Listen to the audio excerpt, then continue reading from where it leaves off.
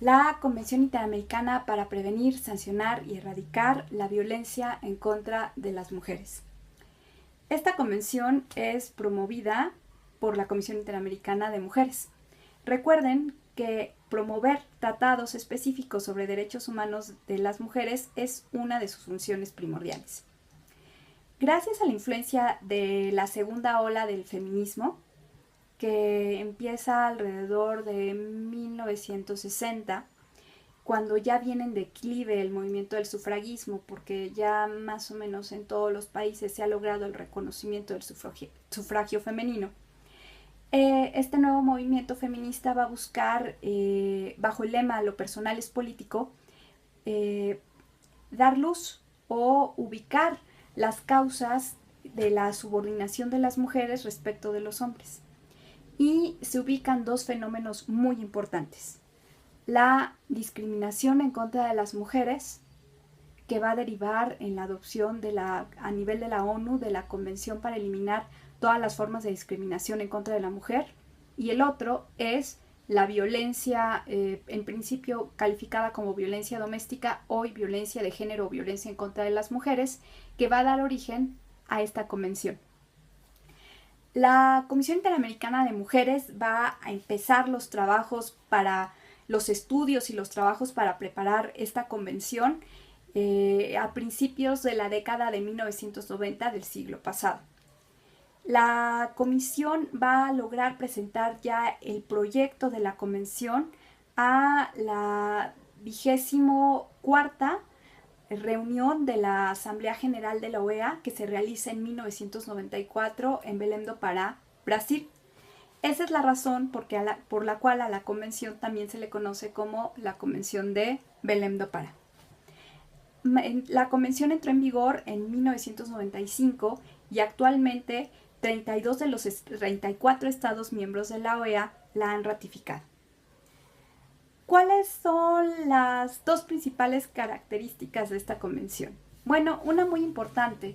Desde su preámbulo reconoce que la violencia en contra de las mujeres es una manifestación de la discriminación histórica y las relaciones desiguales de poder que caracterizan el vínculo entre hombres y mujeres.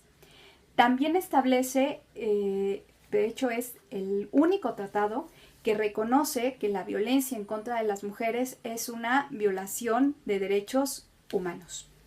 Además, reconoce una serie de derechos humanos de las mujeres y entre ellos reconoce el derecho a una vida libre de violencia. También establece una serie de mecanismos para evaluar la implementación y darle seguimiento a las acciones que los estados emprenden para cumplir con sus obligaciones de acuerdo con la Convención. Empecemos con el derecho a una vida libre de violencia. Bueno, el derecho a una vida libre de violencia es el derecho que tiene toda mujer de vivir sin sufrir actos de violencia.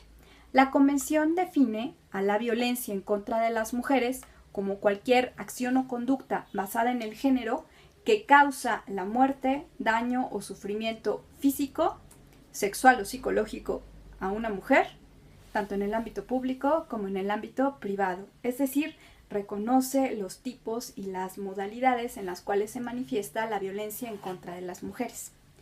También este derecho se integra por dos aspectos muy importantes.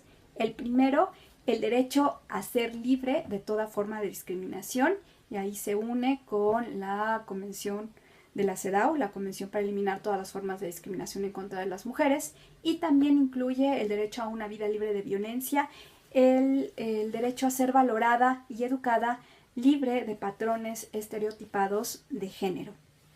Respecto a las obligaciones de los estados, estas están consagradas en los artículos 7 y 8 de la Convención, y se establece en principio que hay una obligación general de los estados de rechazar cualquier acto y evitarse de realizar cualquier acto de violencia en contra de las mujeres.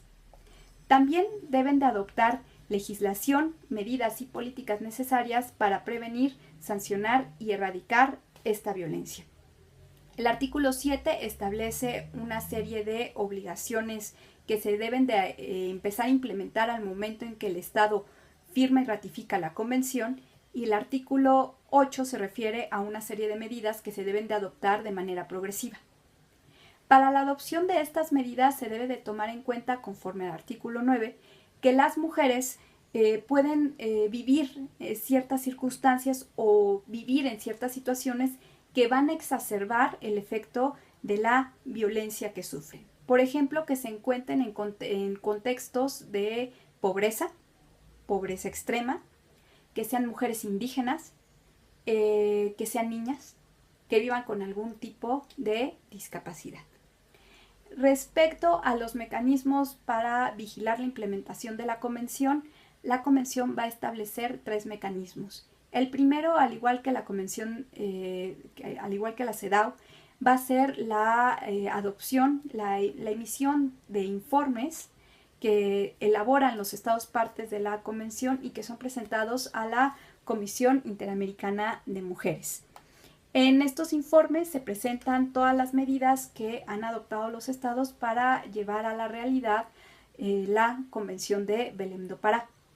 Para analizar de mejor manera estos informes, la Comisión Interamericana de Mujeres estableció el mecanismo de seguimiento, de evaluación y cumplimiento de la Convención de Belém do Pará, el MESECBI, que es una metodología de evaluación multilateral, sistemática y permanente, que se realiza a través de grupos de trabajos y comités de expertas, y que además cuenta ya con un sistema de indicadores para el progreso de la medición de la implementación de la Convención de Belém do Pará. Los indicadores van a verificar la adopción de legislación, políticas públicas, precedentes judiciales, etcétera, para ver que estas obligaciones que están contenidas tanto en el artículo 7 y 8 de la Convención de Belém do Pará se conviertan en una realidad y que las mujeres puedan disfrutar plenamente de su derecho a una vida libre de violencia. También se establece la opción de presentar quejas individuales ante la Comisión Interamericana de Derechos Humanos y por ende ante posteriormente la presentación de casos ante la Corte Interamericana por violaciones al artículo 7 y la solicitud de opiniones consultivas a la Corte Interamericana de Derechos Humanos. Veamos ahora cómo esta convención ha sido aplicada por los organismos del sistema interamericano, la Comisión y la Corte Interamericana de Derechos Humanos.